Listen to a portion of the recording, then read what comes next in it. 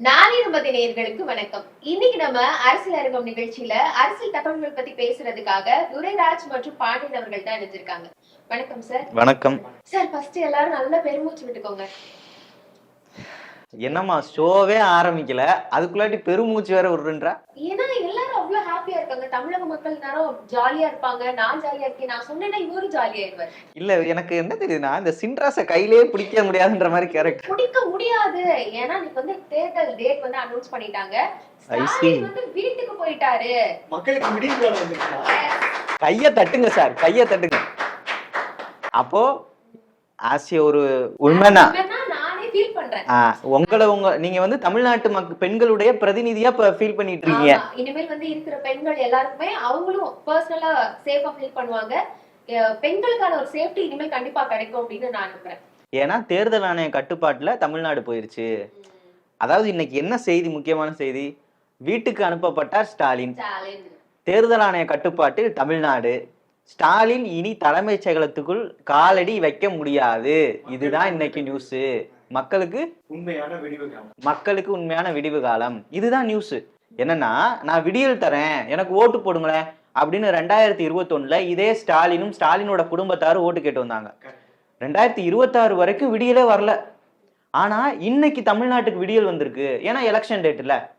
அப்ப நீங்க பாத்தீங்கன்னா அவங்க என்ன சொல்லியிருக்கிறாங்க, 30/3/2026 இந்த மாசம் 30ஆம் தேதி, மார்ச் 30ஆம் தேதி நாமினேஷன் தாக்கல் பண்ணலாம், வேட்புமனு தாக்கல் பண்ணலாம். இது எப்போ முடியுது அப்படின்னு பார்த்தீங்கன்னா, last date of nomination 6/4/2024, April மாதம் 6ஆம் தேதி லாஸ்ட் டேட் வேட்புமனு தாக்கல் பண்ணுறதுக்கு. இதை நீங்கள் எப்போ திரும்பி வாங்கலாம்? 7ஆம் தேதி ஏப்ரல் மாதம் 2026 இதில் நீங்கள் திரும்பி வாங்கிக்கலாம். இப்போது இவ்வளோதான் வந்து இவங்க கொடுத்துருக்குறாங்க. இதில் என்ன விஷயம் வேற ஒன்று சொல்கிறாங்கன்னா, ரொம்ப முக்கியமான விஷயம் என்னது, இதில் ரொம்ப முக்கியமான விஷயம் என்னதுப்பா? வாக்குப்பதிவு டேட்டு, எலெக்ஷன் டேட்டு. என்ன விஷயம்னா, அவரை அடிக்கணும்ல. ஏன்னா இவரு வந்து மக்கள் அடிச்சாரு, மக்களை கொடுமைப்படுத்தினாரு, எவ்வளவோ கொடுமைகளை சந்திச்சது தமிழ்நாடு. இவருக்கு ஒரு மரணடி கொடுக்கறதுக்கு தயாராகிட்டு இருக்காங்க தமிழ்நாட்டு மக்கள். என்னைக்கு தெரியுமா? 23/4/2024 ஏப்ரல் 23ஆம் தேதி தமிழ்நாட்டு மக்கள் தயாராகி தங்களுடைய ஒற்றை விரலால் இந்த உதயசூரியனை விரட்டி அடித்து நல்ல ஆட்சியை கொண்டு வர போறாங்க. இனிமேல் திமுக ஆட்சியில வராது அப்படின்ற டேட்டு என்னதும்பா? ஏப்ரல் 23. அவ்வளவுதான், தம்பி பிடிச்சிட்டான். இப்ப என்ன விஷயம்னா, முக்கியமான விஷயங்கள் என்ன, இந்த தேர்தல் சட்டம் வந்து அமலாயிருச்சு இன்னைக்கு. இப்போ இன்னையில இருந்து மே 6ஆம் தேதி வரைக்கும் இந்த தேர்தல் ஆணைய கட்டுப்பாட்டுல தமிழ்நாடு இருக்கும். இப்போ போலிங் 23ஆம் தேதி, ரிசல்ட் என்னைக்கு? மே 4ஆம் தேதி. தமிழ்நாட்டினுடைய உண்மையான விடிவு காலம், அதாவது நல்லாட்சி வரப்போற காலம் என்னைக்கு? மே 4ஆம் தேதி வரப்போகுது.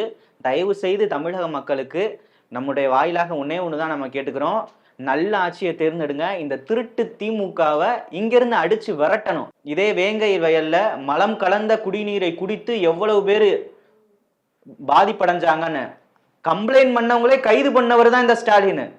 இங்க தலைவர் ஆம்ஸ்டாங் தெரியும்ல, பட்டியல் இனத்தை சார்ந்த மிக முக்கிய தலைவர், அவர் வெட்டி படுகொலை செய்யப்பட்டார் இந்த ஸ்டாலின் ஆட்சியில. இதுக்கெல்லாம் ஒரே முடிவு என்னைக்கு வைக்கிறீங்க? ஆப்பு 23. உண்மையான விடிவு வரப்போறது மே 4. மக்கள் நோட் பண்ணிக்கோங்க இந்த டேட்டெல்லாம். இதுதான் இப்போ இதெல்லாம் பார்க்கும்போது உங்களுக்கு என்னமா தோணுது? எனக்கு இப்போ இவ்வளவு நாள் எனக்கு சொல்லணும், மக்கள்கிட்ட சொல்லணும்னா, இவ்வளவு நாள் வெயிட் பண்ணிட்டீங்க, ஜஸ்ட் ஒரே ஒரு மாசம் மே 4ஆம் தேதி மட்டும் வெயிட் பண்ணுங்க. ஆனா எனக்கு இப்ப எனக்கு ஒரு டவுட் வருது. என்னன்னா, இப்போ இவ்வளவு நாள் வரை 5000 ரூபாய் எல்லாம் கொடுத்துட்டு இருந்தாங்க. இப்ப இனிமேல் எப்படி கொடுப்பாங்க? இனிமேல் நீ கொடுத்து பாரு. திமுக முடியாதா? கொடுக்க முடியாதா? ப்ரோ நீங்க கொடுங்க ப்ரோ. நீங்க என்ன ப்ரோ பண்ணுவீங்க? கொடுப்பீங்களா? எங்க கொடுத்து பாருங்க. போன மாசம் வரைக்கும் கொடுத்தீங்கல்ல, இந்த மாசம் போடு, சட்டை பிடிச்சு தூக்கி திகார் ஜெயில போட்டுருவான். தேர்தல் ஆணைய கட்டுப்பாட்டுல இருக்கு. மக்களுக்காக எதுவுமே பண்ண விட மாட்டேங்குது. மக்களுக்காக தானே 5000 ரூபாய் கொடுத்தாங்க. ஏன் மேடம், 5 வருஷமா ஆட்சி பண்ணீங்க, 5 வருஷத்துல ஒரு நாளும் நீங்க மக்களுக்கு நல்லது பண்ண மாட்டீங்க. கோடை காலம் வர வெயில் அதிகமா இருக்கு, நம்ம ஏசி ரூம்ல உட்காந்துருக்கு, இப்ப நம்மளுக்கே வேர்க்குது அப்படின்னா மக்கள் வெளியில வேலை பாக்குறவங்க ரொம்ப கஷ்டப்படுவாங்க. ஒரு நல்ல இடத்துல ஸ்டாலின் அவர்கள் வந்து 5000 ரூபாய் கொடுத்தா நீங்க வந்து இப்படி சொன்னா எப்படி? ஆனா கடந்த 5 வருஷமா வெயில் காலம் வரல, யாருக்குமே வேர்க்கல. இந்த வருஷம் தான் புதுசா வெயில் காலம் வந்த மாதிரி ஸ்டாலின் தூக்கி 5000 ரூபாய் கொடுத்தீங்களே. ஏன் சார் இந்த மாசம் கொடுங்களேன்? இந்த மாசம் வெயில் அடிக்கலையா, இந்த மாசம் மகளிர் கஷ்டப்படலையா, நீ கொடுத்துதான் பாரு, தைரியமாலாம் ஆச்சே. திகார் ஜெயிலுக்கு போயிருவீங்க சார், அதோட முடிஞ்சு இவரோட ஆட்டம். ஏன்னா இவருக்கு இன்னையில இருந்து பதவியில இவருக்கு வந்து அதிகாரம் கிடையாது. தேர்தல் ஆணைய கட்டுப்பாட்டுல இருக்கனால முதலமைச்சருக்கும் அதிகாரம் கிடையாது, அமைச்சர்களுக்கும் அதிகாரம் கிடையாது. என்ன விஷயம்னா எந்த ஒரு நலத்திட்டமும் இனிமேல் இவங்க கையெழுத்து போட்டு பண்ண முடியாது. ஏன்னா இவங்க 5 வருஷமா ஒன்றும் பண்ணல, இனியும் பண்ண மாட்டாங்க. ஏன்னா எலெக்ஷன் வந்துருச்சுல. இப்போ நேத்து கூட ஒரு வீடியோ பார்த்துருப்பீங்க, சேகர் பாபு நின்று இப்படி 500 நோட்டு ரூபாய் இப்படி இப்படி இப்படி கொடுக்குற மாதிரி பார்த்துருப்பேன். நிரம்பி வர வழியுது. கரெக்டாக சொன்னான். என்ன விஷயம்னா அந்த கடந்த 5 வருஷமா 200 ரூபா கொடுத்துட்டு இருந்தாங்க, இப்போ மட்டும் 500 ரூபா கொடுக்குறாங்க. காரணம் என்ன? கஜானா நிரம்பி வழியுது. ஆனா கேட்டா என்ன சொல்றாங்க? நிதி இல்ல, பொங்கல் பரிசு கூட கொடுக்க. எந்த பொங்கல் பரிசும் கொடுக்க முடியல. ஆனா நிதியை வளர்க்கல. இவங்க எந்த நிதியை வளர்த்தாங்க? உதயநிதியை வளர்த்துருக்காங்க, இன்ப நிதியும் வளர்க்குறாங்க. இதுக்கு இவங்களை 2 பேருக்கு கொடி பிடிக்கிறதுக்காண்டி காங்கிரஸ் கம்யூனிஸ்ட் எல்லாம் வெயிட்டிங்ல நிக்கிறாங்க. இப்படி போயிட்டு இருக்கும் போதே இந்த கூட்டணியில பிரச்சனை அப்படின்ற பேச்செல்லாம் பார்த்திருப்பீங்க. திடீர்னு இந்த ஒருத்தர் எலி படத்துல வர வடிவேலு மாதிரி வந்து ஸ்வைன்னு பறக்கக்கூடாது ஹெலிகாப்டர், எங்க மண்டைக்கு மேல பறக்கக்கூடாது, நாங்க தூங்குனதுக்கு அப்புறம் பறக்க விடுங்க அப்படின்ற மாதிரிலாம் காமெடி பார்த்துருப்பீங்கல்ல. அது மாதிரி என்ன சொல்லியிருக்காருன்னா, திடுதுப்புன்னு இவ்வளவு 5 வருஷமா கோமால இருந்துட்டு இன்னைக்கு வந்திருக்கிறாரு வேல்முருகன். என்ன தெரியுமா? இலங்கை தமிழரை பாதுகாக்க தவறியது திமுக, இலங்கை தமிழர்களுக்கு பாதிப்பை ஏற்படுத்தியது திமுக அப்படின்னு சொல்லி ஒரு 10 அம்ச கோரிக்கைகளை வெளியிட்டு, திமுக அதெல்லாம் பண்ணலைங்க, இனிமேல் பண்ணுன்னு சொன்னா வேணா நாங்க கூட்டணி வைப்போம் அப்படின்ட்டாரு. ஏன் தெரியுமா? நோட்டு சீட்டும் பத்தலையா? என்ன விஷயம்னா பெட்டி கொடுக்கல.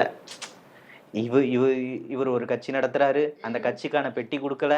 அதுக்கப்புறம் அந்த கட்சியில அவர் கேட்ட சீட்டுகளும் கொடுக்கப்படல. அதனால உடனே வெகுண்டு எழுந்து வெளியில வந்துட்டாரு. ஆனா அவர் வந்து மானம் உள்ளவர்னு நினைக்கிறேன். ஏன்னா அவர் வந்து சோத்துல உப்பு போட்டு சாப்பிட்றாரு போல. உண்மையாலுமே அவருக்கு ரோசம் வந்துருச்சு. திமுக கூட்டணியில சீட்டு கொடுக்கலையா, நான் உள்ள இருக்க மாட்டேன்டா அப்படின்னு உண்மையான ஒரு தமிழனா அவர் வெளியில வந்துட்டாரு. ஆனா காங்கிரஸை பார்த்தீங்களா, நீ சீட்டு கொடுத்தாலும் சரி, நீ கொடுக்கலைனாலும் சரி. தேர்தல் டேட் அனௌன்ஸ் பண்ணிட்டாங்க. அதுக்கு முன்னாடியே வந்து அதிமுகவாகட்டும், தாவேகாக்கு வந்து தாவேகா கூட தேர்தல் வாக்குறுதிகள்லாம் அறிவிச்சிட்டாங்க. ஆனா இப்ப வரைக்கும் வந்து திமுக வந்து வாக்குறுதிகள் ஒண்ணுமே அனௌன்ஸ் பண்ணலையே. ஏன்? ஜெயிக்க போற கட்சி தானங்க தேர்தல் வாக்குறுதிகள் சொல்லுவாங்க. கேள்வி நீ கேட்குற, பதில் அவன் சொல்றான். அதுதான் உண்மை. ஏன்னா இப்ப நீ ஜெயிக்க போறேன்னா நீ வந்து அறிவிக்கலாம். ஜெயிக்க போற குதிரை மேல தானே பந்தயம் கட்டுவாங்க. நம்ம தான் ஜெயிக்கவே மாட்டோமே. ஏன்னா நம்ம இன்னும் அட்டூழியம் பண்ணல, கொஞ்சம் கொஞ்சமா பண்ணீங்க 5 வருஷமா. வேங்கை வயல் ஆரம்பிச்சது தொடர்ந்து ஒரு 4-3 பட்டியலின கிராமங்கள்ல மலம் கலக்கப்பட்டது. அது கூட உரிய குற்றவாளிகள் கண்டுபிடிக்கப்படலை. இவ்வளவு கொடுமைகளை பண்ணிட்டு மக்கள் ஓட்டு போடுவாங்களா அப்படின்றது அவருக்கே தெரியும், போட மாட்டாங்க. திமுக ஆட்சி இதோட க்ளோஸ், அதான் அந்த சிம்பிள் காட்டினார்ல எப்படின்னு, அதோட க்ளோஸ்ன்னு தெரிஞ்சிருச்சு. அதனாலதான் வாக்குறுதிகள் கொடுக்கப்படலை. ஒருவேளை என்ன வாக்குறுதிகள் கொடுப்பாங்கன்னு நீங்க நினைக்கிறீங்க? மதுக்கடைகளை ஒழிப்போம். எப்படி? இப்படி பாக்கெட்டுக்குள்ள ஒளிச்சு வச்சுட்டு நாங்க ஒழிச்சிட்டோம்டா அப்படின்ற துப்ப மாட்டாங்களா? அவங்கள வெக்கமா இல்ல? தட்டுல சோறு தானே திங்கிறீங்க. நீங்க தானே அறிவிச்சீங்க 2021 மதுக்கடைகள் மூடப்படும்னு சொன்னது யாரு? முதல்வர் ஸ்டாலின். மதுக்கடைகள் திறந்திருப்பதனால இளம் விதவைகள் தமிழ்நாட்டுல அதிகமாறாங்கன்னு சொன்னவங்க யாரு? அப்புறம் இப்ப இளம் விதவைகள் இல்லையா? அவரோட அண்ணன் ஸ்டாலினே வந்து புதிய சரக்கு அறிமுகப்படுத்துறாரு, வீரன் 120 ரூபாய்க்கு. அப்ப இந்த லட்சணத்துல நீங்க இருந்தீங்கன்னா என்ன வாக்குறுதி கொடுப்பீங்க? ஆல்ரெடி கொடுத்த வாக்குறுதிகளே நீங்க நிறைவேற்றல. ஒரு 530 வாக்குறுதிகள் கொடுத்தாங்க, அதுல ஒரு வாக்குறுதி கூட நிறைவேற்றல திமுக. எல்லா பெண்களுக்கும் நாங்க 1000 ரூபாய் கொடுக்குறோம்னு சொன்னாங்களா? எல்லாருக்கும் கொடுத்தாங்களா? தகுதி உள்ளவங்களுக்கு மட்டும் கொடுப்பேன்னாங்க. அந்த தகுதி பாக்குறதுக்கு நீ யாரு? உனக்கு என்ன தகுதி இருக்கு? உனக்கு என்ன தகுதி இருக்கு? வெறும் 2% ஓட்டுல ஜெயிச்சு முதலமைச்சர் ஆனது நீ. கரெக்டா இல்லையா? அதிமுக ஆட்சி இலக்குதுல, திமுக ஆட்சிக்கு வந்துச்சுல. இந்த 2 கட்சிக்கும் இடையில உள்ள பர்சன்டேஜ் என்ன? வெறும் 2%. 60 தொகுதிகளுக்கு மேல வெறும் 1000, 2000, 3000 ஓட்டுல தான் இந்த ஸ்டாலின் ஜெயிச்சு முதலமைச்சராக இருக்காரு. இவரு முன்னும் மக்கள் செல்வாக்குல எல்லாம் முதலமைச்சர் ஆகல. எங்கேயோ அந்த 5000, 10,000 கொடுத்தாருல ஓட்டுக்கு, அதுல வந்து தப்பி பொழைச்சு வந்தவர் தான். அப்புறம் எல்லா வாக்குறுதி நிறைவேற்றல, இந்த வாக்குறுதி நிறைவேற்ற சொல்றீங்க. ஸ்டாலின் அவர்களுக்கு 90% வாக்குறுதிகளுக்கு மேல நாங்க நிறைவேற்றோம் சொல்றாங்க. மக்கள் எங்க கட்சியை தான் விரும்புறாங்க, எங்க ஆதரவு தான், மக்களோட ஆதரவு எங்களுக்கு தான் இருக்குன்னு சொல்றாங்க. 90% வாக்குறுதிகள் முதல்வர் மு.க. ஸ்டாலின் நிறைவேற்றிருக்கிறார். உண்மையாலுமே நிறைவேற்றிருக்கார். குடிக்கிற தண்ணியில மலம் கலக்கப்பட்டது முதல் வாக்குறுதி. அடுத்து மலைகள் எல்லாம் வெட்டி கல் குவாரிகளாக மாற்றுவோம், 2வது வாக்குறுதி. அடுத்து இளம் விதவைகளை அதிகமாக்குவோம். அதுக்கடுத்து அதிகமான மதுக்கடைகள், மதுக்கடைகளை 24 மணி நேரம் திறந்து வைப்போம். பாட்டில் வாங்கி கொண்டு 10 ரூபாய் கொடுக்காமல் மிச்சர் பாக்கெட்டை கொடுப்போம். பாட்டிலுக்கு 10 ரூபாய் எக்ஸ்ட்ராவும் வாங்குவோம். இதெல்லாம் வாக்குறுதி தானே? இதை நிறைவேற்றினாரா இல்லையா? நிறைவேற்றினாரா இல்லையாம்மா? நிறைவேற்றினார்ல. அப்புறம் 90 செஞ்சிருக்காரு. சொன்னதையும் செஞ்சாரு. சொல்லாது என்னதுன்னா இந்த போதைப் பொருள். சாஃபர் ஜாதிக்குன்னு ஒரு குற்றவாளியை திமுகவில் வைத்திருந்ததுதான் முதல்வர் மு க ஸ்டாலினோட மிகப்பெரிய சாதனை. குற்றவாளி தானே. அப்புறம் என்ன இன்னொன்னு சொன்னாம செஞ்சாரு, என்ன தெரியுமா? எங்க ஐயா செந்தில் பாலாஜி அவரை வந்து சிறைக்குள்ள அமைச்சரா வச்சிருந்தாரு. ஒரு கிரிமினல் கைதி எங்கேயாவது சிறைக்குள்ள அமைச்சரா வச்சு பார்த்திருக்கீங்களா? ஒரு கிரிமினல் கைதி அந்த செந்தில் பாலாஜி அவர் அமைச்சரா வச்சிருந்தாருன்னா அப்ப எங்க ஐயா சொன்ன மாதிரி உண்மைதான். ஸ்டாலின் வந்து 90% வாக்குறுதிகள் நிறைவேற்றி இருக்கிறார். இன்னி மக்கள்கிட்ட என்ன இருக்கு அவர் கொடுத்த வாக்குறுதிகள்லாம் அப்படின்னா, உசுறு மட்டும்தான் அவர் எடுக்கல, மற்ற எல்லாத்தையும் எடுத்துட்டாரு. மக்கள்கிட்ட இருந்து மானத்தை எடுத்துட்டாரு, உடலை பாதியா வெட்டி எடுத்துட்டாருன்னு. உசுறு மட்டும் தான் எடுக்கல. இப்ப நீங்க கேட்கலாம், ஆமா அது எடுத்துட்டாரு. எங்க எடுத்துட்டாரு? நம்ம ஆம்ஸ்ட்ராங் கொலை வழக்கு தெரியுமா? ஒரு தேசிய கட்சியினுடைய மாநில தலைவர் தமிழ்நாட்டின் தலைநகர்ல வெற்றி படுகொலை செய்யப்பட்டார். யாருடைய ஆட்சியில? அப்பா ஸ்டாலினோட ஆட்சியில. சட்டம் ஒழுங்கு சீர்கட்டு கிடக்கா இல்லையா? அப்பையில இருந்து இப்ப வரைக்கும் அப்படிதான் இருக்கு. கேட்டா அப்பா என்ன பண்றாரு? பொம்மை டிவி பாக்குறாருமா. சுட்டி டிவி பாப்பையா? நீ பாப்பையா இந்த வயசுல? நீ பாப்பையாடா தம்பி? மு க ஸ்டாலின் சுட்டி டிவி பாக்குறாரு, டோரா புஜ்ஜி பாக்குறாரு, அப்புறம் இந்த கரடி பொம்மை ஒரு டிவி அது பாக்குறாருமா. நேத்து அந்த தேவா ஜீவா 2 பையன் போனாங்களா, அவங்கள்ட்ட போனவன் என்ன கேக்குறாரு? ரீல்ஸ் எப்படி போடுவீங்க? எப்படி? ஏன்னா இவருக்கு அங்க ரீல்ஸ் போட கூட நேரம் இல்ல, சுட்டி டிவில பாக்குறாரு. என்னையா இப்படி முதலமைச்சரை வச்சுக்கிட்டு மக்கள் எப்படியா ஓட்டு போடுவான்? என்ன வாக்குறுதியா நீ கொடுப்ப? அவர் பொம்மை முதல்வர் மு க ஸ்டாலின் ஒரு பொம்மை முதலமைச்சர். ஆட்டை கடிச்சு கடைசியா காவலாளிக்கே பாலியல் துன்புறுவு கொடுத்துருக்காங்க. இதெல்லாம் எங்கதான் போய் முடிய போகுது? எங்கேயும் முடியாதுமா.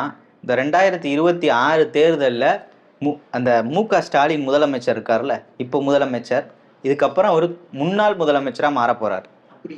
ஆமா, நீ கேட்ட கேள்விக்கு பதில் வருகின்ற தேர்தல்ல மக்கள் பதிலளிப்பாங்க. அவ்வளவு அட்டூழியங்கள் இந்த தமிழ்நாட்டுல பண்ணிட்டு இருக்கிறீங்க. போலீஸ்காரரே ஒரு போலீஸ்கார பொண்ணுக்கு வந்து பாலியல் துன்புறுத்தல் பண்ணி, அதுவும் அவருக்கு கான்ஸ்டபிளோ எஸ்ஐயோ இன்ஸ்பெக்டரோ கிடையாதுமா, அவர் சூப்பரண்ட் ஆஃப் போலீஸ் எஸ்பி. ஒரு எஸ்பி ஒரு பெண் போலீஸுக்கு பாலியல் துன்புறுத்தல் கொடுத்துருக்காங்கன்னு கம்ப்ளைண்ட் கொடுக்குறாங்க. வேலியே பயிர மேய்ச்ச கதை தெரியுமா? அதுதான் இது. போலீஸ்கார பெண்ணுக்கே வந்து பாதுகாப்பு இல்லைன்னா சாமானிய பெண்ணுக்கு எங்கம்மா பாதுகாப்பு இருக்கும்? அதனாலதான் விளாத்திக்குளத்துல அந்த பெண்மணி பாத்ரூம் இருக்க போகும்போது அந்த குழந்தை வந்து கற்பழிக்கப்பட்டிருக்கு. காவல்துறை அவர் கட்டுப்பாட்டுல தான் இருக்கு. அப்பா ஸ்டாலின் கையில தான் கட்டுப்பாட்டுல தான் இருக்கு. அப்படி இருந்தனாலதான் அண்ணா யூனிவர்சிட்டியில கற்பழிச்சான் காலேஜுக்குள்ள போய். அப்பா கையில இருந்தனாலதான் விளாத்திக்குளத்துல கற்பழிச்சான். அப்பா கையில வந்து காவல்துறை இருக்கிறனாலதான் மானாமதுரையில அந்த பையனை அடிச்சு கொன்னாங்க. அப்பா கையில காவல்துறை இருக்கிறனாலதான் கள்ளச்சாராயம் காய்ச்சி அந்த கள்ளக்குறிச்சியில அவ்வளவு பேர் செத்து போனப்ப கூட கைது பண்ணல எவனையும். இந்த கண்ணுக்குட்டி கைது செய்யப்பட்ட கண்ணுக்குட்டி கூட திமுக காரன். ஏன் இருந்தும் அப்பாவினுடைய ஆட்சி திறமை எப்படி இருக்குன்றதுக்கு சான்றுகள் இதெல்லாம். அவர் கையிலேயே வச்சிருந்தா கூட அவருக்கு ஒண்ணுமே தெரியாது. குற்றங்கள் எல்லாம் இரும்பு கரம் கொண்டு அடக்குவோம், கடுமையான நடவடிக்கை எடுக்கும்னு சொல்லிட்டு இப்ப இப்படி பண்ண என்ன? இரும்பு கரம் கொண்டு அடக்குனாரு. யார் அடக்குனாரு? அவருக்கு எதிராக பேசிய பத்திரிகையாளர்களை இரும்பு கரம் கொண்டு அடக்கினார். அதுல மிக முக்கியமான ஆளு இந்த சவுக்கு சங்கர்னு ஒருத்தர். அவர் வீட்டுல எல்லாம் போய் மனித மலத்தை கலந்து கொட்டினாங்க. அவங்க அம்மா வயசான அம்மா இருக்கும்போது கூட இங்க சென்னையில தான் நடந்துச்சு. இது மாதிரி இவருடைய ஆட்சிக்கு எதிராக யார் பேசுறாங்களோ, இவருடைய ஊழலை எல்லாம் எடுத்து சொல்றாங்களோ, அவங்க வீட்டுல எல்லாம் வந்து மலத்தை கொட்டுறதான் திமுகவின் ஆக பெரும் சாதனைகள். அதுதான் இரும்பு கரம் வச்சு அவர் வந்து அடக்கி இருக்கிறாரு, கட்டுப்படுத்தி வச்சிருக்காரு. திமுக காரங்களை விட்டா வெட்டி கொன்றுவாங்க போல இவங்களுக்கு எதிராக பேசுறதுனால. மேபி நாளைக்கு நம்ம இருக்கமா இல்லையானே தெரியாது. ஏன் திமுக ஆட்சிக்கு எதிராக பேசினா அதான நிலைமை. தொட்ட கெட்ட திமுக காரன், அவ்வளவுதான் விஷயம். இப்போ இந்த விஜய் வந்து பாத்தீங்கன்னா சிபிஐ விசாரணை முடிஞ்சு டெல்லியில இருந்து ஆபீஸ்ல இருந்து வெளியில வரும்போது அப்படியே வண்டி கார்ல இருந்து அப்படி ஏறி நின்று கையாட்டிட்டே வந்திருக்காரு. இப்படிலாம் தம்ஸ் அப் எல்லாம் காட்டியிருக்காரு. அப்போ அது எதை சொல்லுது அப்படின்னா, உண்மையாலுமே செந்தில் பாலாஜி ஜெயிலுக்கு போறாரு அப்படின்றது தெரிஞ்சு போச்சு. ஏன்னா விஜய் சொல்லுகிற குற்றச்சாட்டுகள் எல்லாம் செந்தில் பாலாஜியை மையப்படுத்தி தான் இருக்கும். இவர் தாங்க பண்ணிட்டாருன்ற அளவுக்கு அவர் சொல்லிட்டாரு. இப்போ அங்க முடிஞ்சிருச்சு. ஆனா இன்னொரு விஷயம் என்ன சொல்றாங்க அரசியல் விமர்சகர்கள் என்ன சொல்றாங்கன்னா, ஒருவேளை என்டிஏவோட கூட்டணிக்குள்ள விஜய் வந்துட்டாரா, அதனால வெற்றி வெற்றி காட்டுறாரோ இப்படிலாம் கை காட்டிட்டு வராருமா. என்னைக்காவது இதுக்கு முன்னாடி ஒரு தடவை போனாரா சிபிஐ விசாரணைக்கு? அப்பெல்லாம் கார்ல இருந்து எட்டி பாப்பாரா? கார்ல இருந்து இல்ல, கண்ணாடி மூடியே தான் இருக்கும், அப்படியே வருவார் அப்படியே போவார், எட்டி கூட பார்க்க மாட்டார் வெளியில. ஆனா இன்னைக்கு கார்ல இருந்து மேல ஏறி நின்று அந்த விண்டோ சீட்ல இருந்து இப்படி கை காட்டுறாரு, தம்ஸ்அப் அடிக்கிறாருன்னா ஏதோ ஒரு அரசியல் மாற்றம் தமிழ்நாட்டில் நிகழப்போகுது. தம்ஸ்அப்புக்கு பின்னாடி ஏதோ ஒண்ணு இருக்கு. ஒண்ணு செந்தில் பாலாஜி ஜெயிலுக்கு போறாரு, இல்லன்னா வந்து என்டிஏ கூட்டணிக்கு விஜய் வராரு. ரெண்டுல ஒண்ணு கிடையாது, ரெண்டுமே இருக்கு. செந்தில் பாலாஜியும் ஜெயிலுக்குள்ள போறாரு, அரசியல் மாற்றம் வருது, அந்த கிரிமினல் கைதி மீண்டும் கிரிமினல் கைதியாகவே இருப்பார்.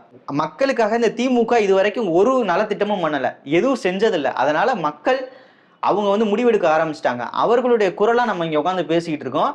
இந்த ஆட்சி இனிமேல் வரக்கூடாது தமிழ்நாட்டுல. ஒருவேளை தப்பி தவறி திமுக ஆட்சி வந்துச்சுன்னா உண்மையாலுமே சொல்றேன், ஒரு 6 அடிக்கு குழியை தோண்டி உள்ள போய் நம்மளே படுத்துக்கிட்டு மண்ணை தூக்கி மேல போட்டுக்கணும். ஏன்னா அவங்க வந்து நம்ம செத்தோம்னா என்ன பண்ணுவான், நம்ம பணத்தை எரிக்கிறது கூட 10,000 ரூபாய் கேட்பான், காசு கேட்பான். அந்த நிலைமையில அதுலயும் ஊழல் பண்ணுவாங்க. அதனால நான் சொல்றேன், ஏன்னா விஞ்ஞான ரீதினால ஊழல்ல. திமுக இனிமேல் ஆட்சி பொறுப்பிற்கு வரவே கூடாது. அதுதான் நம்மளுடைய குரலாவும் இருக்கு, மக்களின் குரலாவும் இருக்கு. மக்கள் வந்து சரியான கோபத்துல இருக்காங்க திமுக மேலன்னு தெரியும். இதே கோபம் வந்து தேர்தல்ல எதிரொலிக்கும் திமுக மேல. இல்ல உனக்கு அப்படி எதிரொலிக்காதுன்னு தோணுதாமா? இல்ல இப்போ எலெக்ஷன் டைம் நீ எதுவும் அந்த சபரீசன் நிறுவனத்துல வேலை பார்க்கற பெண்மணியா? ஏமா அவ்வளவு உனக்கு தைரியம் இருக்கா? ஏமா இவ்வளவு கூத்து பண்ணிட்டு 5 வருஷமா நீ ஒண்ணுமே பண்ணல, உனக்கு ஓட்டு வேற போடுவாங்களா? நீ 5000 கொடு. மக்கள் என்ன கேட்குறாங்க தெரியுமா? என்கிட்ட ஒரு அம்மா சொன்னாங்க, ஏமா 5000 கொடுத்துருக்கேம்மா. நான் கேட்டேன் அந்த அம்மாட்ட, ஏமா 5000 கொடுத்துருக்காருல, யாருக்குமா ஓட்டு போடுவ அப்படின்னு கேட்டேன். அந்த அம்மா ஒரு கட்சி பேரை சொல்லுச்சு. நான் அந்த கட்சிக்கு தான் போடுவேன், நான் அந்த காலத்துல இருந்து இந்த காலத்து வரைக்கும் அதே கட்சி தான் அப்படின்னு அந்த அம்மா சொல்லுச்சு. அப்போ ஏமா நான் கேட்டேன், ஏமா 5000 கொடுத்துருக்காங்க, ஏமா நீ ஓட்டு போட்டா என்னம்மான்னு கேட்டதுக்கு அந்த அம்மா ஒரே வார்த்தை சொல்லுது, ஏன் அவன் எங்க அப்பன் வீட்டு காசையா கொடுத்தேன், என் காசு தாண்டா வாங்கியிருக்கான் அப்படின்னு என்கிட்ட சொல்லுது. நான் கரண்ட் பில் கட்டியிருக்கேன், தண்ணி வரி கட்டியிருக்கேன், வீட்டு வரி கட்டியிருக்கேன், பால் வாங்குறேன். இது எல்லாமே விலை அதிகமாக்குனது யாரு? இந்த ரெட்டலாட்சி அந்த எடப்பாடியார் இருக்கும்போது இதெல்லாம் விலை கம்மியா இருந்துச்சு. இதெல்லாம் விலையை வந்து 4 மடங்கு 5 மடங்கு எக்ஸ்ட்ரா ஆக்குனது யாரு? ஸ்டாலின். அப்புறம் நீ 5000 கொடுத்தாலும் மக்கள் வாங்குவாங்க, 10,000 கொடுத்தாலும் வாங்க தானே செய்வாங்க. ஏன்னா நீ விலையை ஏத்திட்டியே. மக்களுக்கு விலை ஏத்தினதுக்கு அப்புறம் மக்கள் என்ன யோசிப்பாங்க? அத்தியாவசிய பொருட்களுடைய விலை கூட ஏறி இருக்கு. திமுகவினுடைய மிக முக்கிய புள்ளிகளே என்ன சொல்றாங்க தெரியுமா? திமுக ஆட்சிக்கு வராதுன்றாங்க. மிக முக்கிய அமைச்சர்களே பதுக்குன அளவு பணத்தை பதுக்கிட்டோம், இதுக்கப்புறம் சேஃப்டி பண்ணிக்குவோம், இன்னும் 10 வருஷத்துக்கு நம்ம இங்க எட்டி பார்க்க முடியாது, 10 வருஷமா அதுக்கு மேலேயான்னு தெரில, வனவாசம் அந்த 2011 போன மாதிரி போயிடுவாங்க, அதனால பதுக்குறதெல்லாம் பதுக்கிக்கோங்கடான்னு திமுக தலைமையே சொன்னதாகவும் செய்திகள் வந்துகிட்டு இருக்கு. இதுல இருந்து நமக்கு என்ன தெரியுதுன்னா, மக்களுக்கு தேவையான பிரச்சனைகளை திமுக பேசல, அதனால மக்கள் பிரச்சனையை பேச ஆரம்பிச்சிட்டாங்க. தங்களுடைய பிரச்சனையை மக்களே பேச ஆரம்பிச்சிட்டாங்கன்னா எவ்வளவு பெரிய எழுச்சி உண்டாகுன்றதுக்கு நம்ம பங்களாதேஷ் ஒரு சாட்சி, இலங்கை ஒரு சாட்சி, இந்த பக்கத்து நாடுகள் தான். அதெல்லாம் நம்ம ஒரு மாநிலம், அவன் நம்ம பக்கத்துல இருக்கக்கூடிய நாடு. என்னாச்சு? அரசாங்கத்திற்கு எதிரான பிரளயமே வந்துச்சு. இளம் தலைமுறையினர் நல்லா நீங்க தெரிஞ்சுக்கணும், அதெல்லாம் இந்தியாவில் வராது. ஏன்னா மத்திய அரசாங்கம் மிக கடுமையாக மக்களுக்காக சேவையாயிட்டு இருக்குன்னு நான் நினைக்கிறேன், நம்புறேன். ஏன்னா இது வரைக்கும் ஊழல் குற்றச்சாட்டு இருக்கா மத்திய அரசாங்கத்து மேல? கிடையாது. ஆனா தமிழ்நாட்டு அரசாங்கத்தின் மேல ஊழல் குற்றச்சாட்டு இருக்கு. ஏன்னா இந்த தமிழ்நாட்டினுடைய அமைச்சர் ஜெயிலுக்குள்ள உட்கார்ந்துருந்தாரு, அமைச்சராகவே உட்கார்ந்துருந்தாரு. இளைஞர்களுக்கு தெரியாதாமா? இளைஞர்களுக்கு தெரியாதா எவ்வளவு பெரிய சாதனை அப்பா பண்ணியிருக்காரு? அதனால என்ன சொல்ல வரேன்னா, இனிமேல் இந்த ஆட்சி வராது, அது அவங்களுக்கே தெரியும். இதே போல பல்வேறு அரசியல் தகவல்களுடன் நாளை நம்ம அரசியல் அரங்கம் நிகழ்ச்சியில சந்திப்போம். அது வரைக்கும் நன்றி, வணக்கம். நன்றி.